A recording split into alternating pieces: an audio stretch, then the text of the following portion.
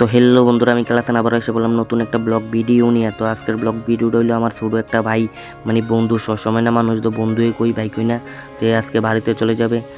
তার কারণ হইলো তার শরীরটা অনেক দিন ধরে অসুস্থ আছিল, তার জন্য টিকিট কেটে আলিছে। তো আজকে যাওয়ার ডেট।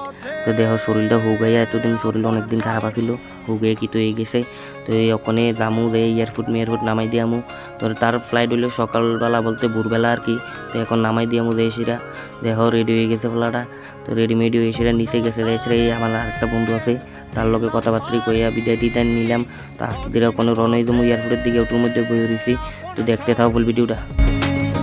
পেছন ফেলে উঠান বাড়ি, প্রিয় মুখার স্মৃতির সারি, মন বলে চল ফিরে আবার, স্বপ্ন যাবে বাড়ি আমার। তো বন্ধুরা দেখতে দেখতে এলাম এয়ারপোর্টের ওখানে ভিতরে গেছি নাই, তো বাইরে আসি। দেহ ওখানে যামু ভিতরে। আর ওখানে একটা জিনিস দেখবা, কেডা আইব দেখিও।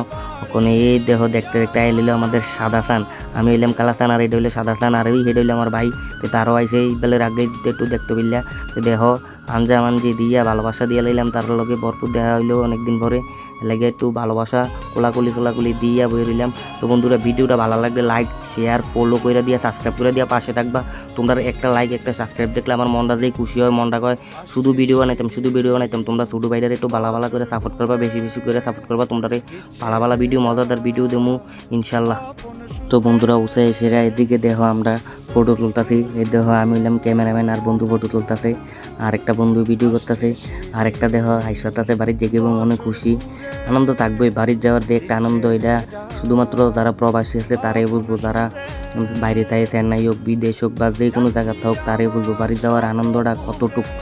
এটা সবাইতে ভালো লাগে। তো দেখো ফটো তুলে দিলাম, কি গেটা ফেলিতেছে বলাটায়, আর আমি ফটো তুললে ভাড়া লিতেছি। তো বন্ধুরা, দেখতে দেখতে তার বিদায় দেওয়ানোর টাইম হয়ে গেছে। তো তার বিদায় দিয়ে এলাম, ওখানে দিয়ে আমরা রুমে যাই গেমু। তার লয়ে এলিছি কিন্তু 10টা সাড়ে 10টা বাজে এয়ারপোর্ট লয়ে এলিছি। তার ফ্লাইট হলো সকাল 4টা থেকে 4:30টার সময়। কিন্তু তোমরা কইবা এত তাড়াতাড়ি তারা লইয়েছি কা?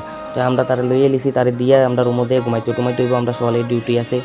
কোনো যদি না লই চলে রাতটা তারে 2টা-3টার সময় কেটা লইব। তো এই সময় আমি ঘুমাইলাম, আর না ঘুমাইলে ডিউটি করতাম না। তো এটা ভাববার লই এলিছি। তো এয়ারপোর্ট বয়ে থাকবো, বইয়ের দিয়ে থাকি রুমও থাকলেও অজাক থাকতে হইব, ঘুমাইতে তো না। তো এর লেগে তারা লই এলাম। তো ওখানে তার লগে আসিলাম 8-9 মাস, একলগে খাইছি, একলগে ঘুমাইছি, কত কাজা জবর হয়েছে। মনে কষ্ট নিয়ে লাভ নেই, বুঝলা যে এসব একলগে থাকলে এইসব হয়। তো ওখানে যাইব ফেলাটা খুব কষ্ট হইতেছে, কিছু করার নাই। এখন যাইব আবার, যদি কোনো সময় ভালো হয় আবার আইব, ভালো লাগলে আইব। আর দেখো এদিকে তার কইতেছি কি, তারে তোর কিরকম লাগতেছে ফিলিংসটা। দেখো আল্লাহ বাঁচাইলে 2 বছর পরে আমরাও যামু, ভরপুর 3 বন্ধু একলগে যামু। সব কিছু শেষে ওখানে দেখিতেছে। যাক বন্ধু, ভালো থাইস, সুস্থ থাইস, আমরা লিখে দোয়া করিস বাড়ির যা।